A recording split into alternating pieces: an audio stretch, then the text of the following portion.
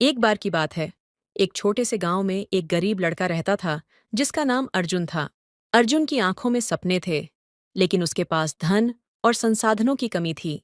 एक दिन अर्जुन ने सोचा कि उसे अपने सपनों को पूरा करने के लिए मदद की जरूरत है।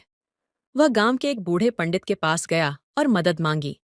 पंडित ने अर्जुन को एक पुरानी किताब दिखाई और कहा, यह किताब तुम्हारे सवालों का उत्तर दे सकती है, लेकिन ध्यान रखना, जादू केवल तुम्हारे इरादे पर निर्भर करता है। अर्जुन ने किताब को बड़े ध्यान से देखा और सोचा कि वह इससे अपने जीवन को बदल देगा। अर्जुन किताब घर ले गया और उसे पढ़ने लगा। किताब में एक जादुई रेत के बारे में बताया गया है, जो केवल शुद्ध दिल वाले लोगों के लिए काम करती है।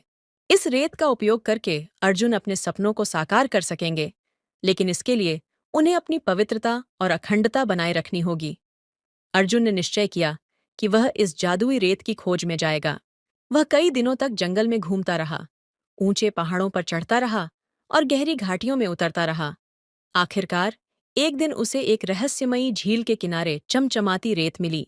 रेत बहुत सुंदर थी और जैसे ही उसने उसे छुआ, उसकी आंखें चमक उठीं। वह खुश होकर घर लौटा और उसने सोचा कि उसकी सारी समस्याएं हल हो जाएंगी। लेकिन पुस्तक की सलाह को ध्यान में रखते हुए अर्जुन ने सबसे पहले अपनी दृष्टि सही की। उन्होंने अपने विचारों को न केवल अपने लाभ के लिए, बल्कि दूसरों के कल्याण के लिए भी निर्देशित किया। अर्जुन ने गांव में गरीबों की मदद करना शुरू कर दिया।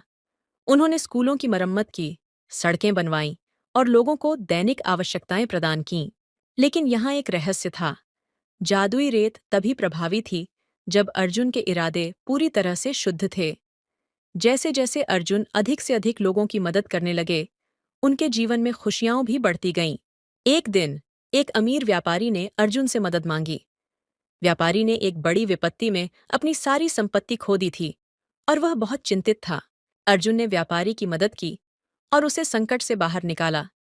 व्यापारी ने अर्जुन का गुण देखा और उसे कई मूल्यवान उपहार दिए, लेकिन अर्जुन ने विनम्रतापूर्वक सब कुछ वापस कर दिया। उसने कहा, मुझे कुछ भी नहीं चाहिए। मेरी खुशी तभी है जब मैं दूसरों की मदद कर सकूं। इससे व्यापारी और भी प्रभावित हुआ और उसने अर्जुन के लिए एक विशेष पेशकश की। व्यापारी ने कहा, आपके सद्गुण और सत्यनिष्ठा ने आपको एक अमूल्य चीज दी है, आत्मसंतुष्टि। यह सर्वोच्च खजाना है। जैसे जैसे समय बीतता गया, अर्जुन का गांव समृद्ध होता गया और लोग उसके गुणों की कहानियां सुनाने लगे। अर्जुन को यह भी एहसास हुआ कि जादुई रेत उनकी ताकत नहीं थी, बल्कि उनका गुण और दूसरों के प्रति संवेदनशीलता ही उनकी असली ताकत थी।